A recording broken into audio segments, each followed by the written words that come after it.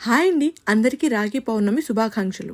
నిజానికి పురాణాల ప్రకారం రాఖీ జరుపుకోవడం వెనుక చాలా కథలే ఉన్నాయి. అందులో మొదటిది మహాభారతంలో ఒకసారి శ్రీకృష్ణుడు శిశుపాలను వధించే సమయంలో ఆయన చేతికి గాయమవుతుంది. అప్పుడు ద్రౌపది తన చీర కొంగును చించి ఆయన చేతికి కడుతుంది.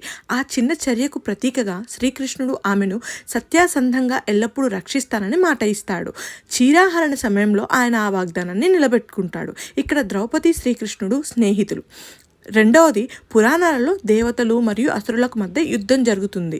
ఇంద్రాణి ఒక పవిత్రమైన తంతును తయారు చేసి ఇంద్రుని చేతికి కడుతుంది. దాని శక్తితో ఇంద్రుడు ఆ యుద్ధంలో జయిస్తాడు. ఇక్కడ ఇంద్రుడు ఇంద్రాణి భార్య భర్తలు. ఇక మూడవది, చారిత్రక కథనం ప్రకారం చిత్తోరు రాణి కర్ణావతి బహుదా ముస్లిం చక్రవర్తి హుమాయూన్కు రాఖీ పంపి తన రాజ్యాన్ని రక్షించాలని అభ్యసిస్తుంది. హుమాయూన్ ఆ గౌరవం కోసం ఆమెను సహాయం చేస్తాడు. ఇక్కడ వీరిద్దరూ అన్నా చెల్లెలుగా భావిస్తారు. రాఖీ అన్నది కేవలం అన్నా చెల్లెలకు సంబంధించిన పండుగ మాత్రమే కాదు. దీని అసలు అర్థం నువ్వు నాకు రక్ష, నేను నీకు రక్ష అని. ఇన్ఫర్మేషన్ వర్తి అనిపిస్తే లైక్ చేయండి, సబ్స్క్రైబ్ మర్చిపో.